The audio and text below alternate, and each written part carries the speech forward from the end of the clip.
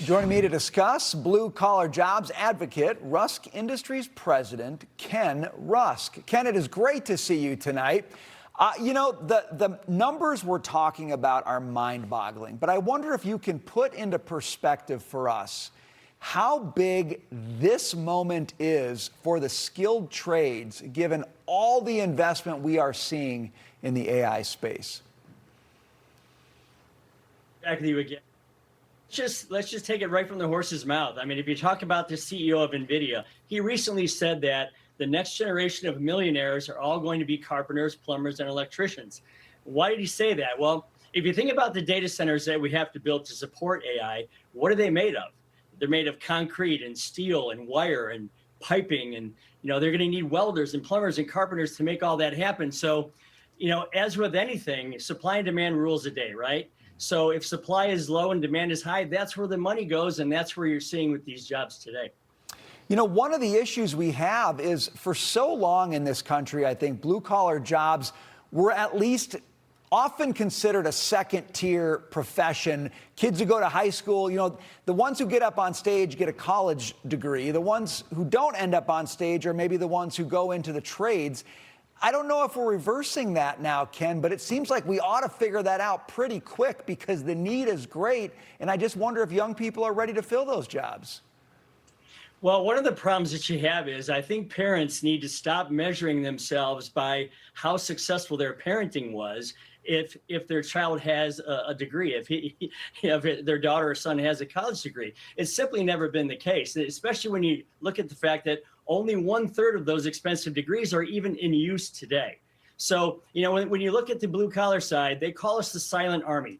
And why do they call us that? Well, we quietly go about our business. We make a great living. And the reason it's not so known is because nobody asks us. I mean, Right. They all want to know about the college side. They want to know about the extended education side and the white collar side, but we're kind of left on the sidelines and we're just happy to do our thing. Well, the estimate is we've got a 2.1 million job gap. Okay, so we're going to be short 2.1 million skilled trade workers.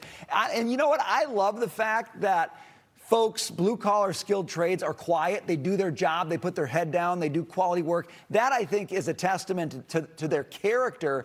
But the problem is if they're quiet, young people don't get that it's an opportunity. What's the right way to raise your voice a little bit, and how do you encourage young people to get tapped into the opportunities? Well, first off, look around your neighborhood, and I would probably venture to say that the most successful people in your neighborhood have some type of a skilled trades job where, again, like you just said, they can control their input, their output, their time, their day, their schedule, and their financial gain. It's amazing because I know a lot of blue-collar entrepreneurs, and none of them ever get interviewed. None of them ever get asked about what they do for a living or how it works out. And so it's just such a great opportunity. You're probably not going to see an opportunity like this for a very long time. If I was a young man or a young woman, I would be running to my technical college to get a degree in some type of electrical work where you can go to work for some of these firms because you're going to be doing great. You're going to make 6 figures or better. You're not going to have the college debt. And these jobs are going to be around for a very long time. Ken, we've got about 30 seconds left. Give that young person some advice. They've gone to school. Maybe this is the first time they're hearing about the skilled trades. What haven't they learned yet? What haven't they picked up yet that they need to know to succeed in that field? Well, again, I think one of the best things you can do is just allow supply and demand that you learned about in Econ 101, allow it to work for you. I tell people, go to your local Lowe's or your local Home Depot or your local big box store, go to the contractor section, ask them, hey, what's missing in this town? What contractors are retiring? What the hole is that going to leave in the supply and demand chain? And I would say, ask their advice. They will tell you what's necessary, what's needed, and what you should probably focus on. Ken Rusk, I love it. Thanks for joining us tonight. Very good to see you. Have a great one. Everybody, thanks for being with us in the bottom.